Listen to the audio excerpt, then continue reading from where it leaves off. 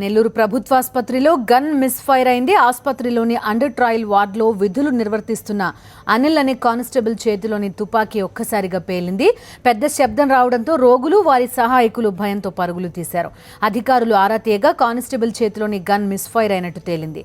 Constable నిర్లక్ష్యంగా వ్యవహరించడం వల్లే ఫైర్ అయిందని అధికారులు అభిప్రాయపడుతున్నారు. అనుకోకుండా ఈ సంఘటన జరిగిందని కానిస్టేబుల్ అనిల్ కుమార్ అంటున్నారు.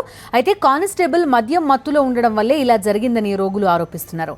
ఈ విషయంపై విచారణ జరిపి తగిన చర్యలు తీసుకుంటామని అధికారులు తెలిపారు.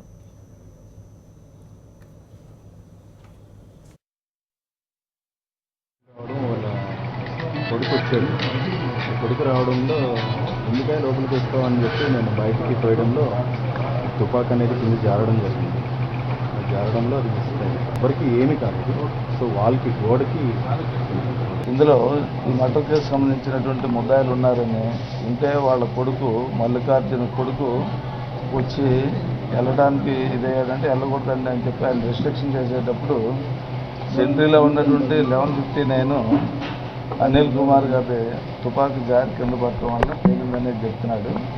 దీని పూర్వపర్వాలు అసలు ఎలా ఏంటనేది ఇన్వెస్టిగేషన్ చేసి అది ఎంతమట్టుకి అనేది కూడా నిర్ధారించి దాని మీద తగిన డిసిప్లిన్ యాక్షన్ తీసుకోవడానికి రిపోర్ట్ తయారు చేసి పంపిస్తారు.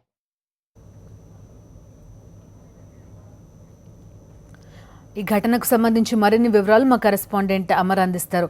అమర్, చెప్పండి, ఇప్పటివరకు ఆయన కానిస్టేబుల్ వెర్షన్ విన్నాము. రోగులు కానీ ఆసుపత్రి సిబ్బంది కానీ ఏమంటున్నారు? హిందూ తుపాకీ మిస్ఫైర్ సంఘటన ప్రభుత్వ ఆసుపత్రిలో కలకలం సృష్టించింది. రోగులు ఒక్కసారిగా ఈ శబ్దంతో ఆందోళనతో పరుగులు తీశారు. సాయంత్రం నుంచి అనిల్ కుమార్ తన చేతిలోని తుపాకీని కిందికి పైకి తిప్పుతూ విన్యాసాలు చేయడం ప్రారంభించారు. సహచర రోగులతో పాటు అక్కడ ఉన్న సిబ్బంది అందరూ కూడా ఇతన్ని వారించినా కానీ వినలేదు.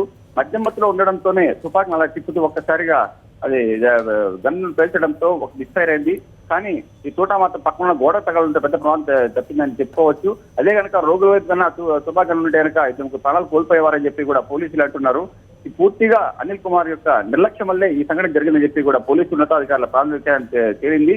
దీని మీద పూర్తి స్థాయిలో విచారణ జరిపి నివేదికలు ఎస్పీకి ఇచ్చి అతని మీద క్రమశిక్షణ చర్యలు తీసుకోవాలని చెప్పి కూడా భావిస్తున్నామని పోలీసులు తెలిపారు. ఈ రోజు ఉదయం కూడా ఆసుపత్రికి వచ్చి అనిల్ కుమార్ కు పూర్తి స్థాయిలో పరీక్షలు కూడా నిర్వహిస్తున్నారు. తన మధ్యమత్తులో ఉండడం వల్లే సాయంత్రం నుంచి కూడా రోగులతో పాటు ఇతరులతో పాటు ఆ విధంగా ప్రవర్తిస్తున్నారని చెప్పి కూడా వాళ్ళు ఆరోపించారు. మొత్తం మీద ఈ సంఘటన పోలీసు శాఖతో పాటు ఆసుపత్రిలో పూర్తి స్థాయిలో కలగ. రైట్ అమర్.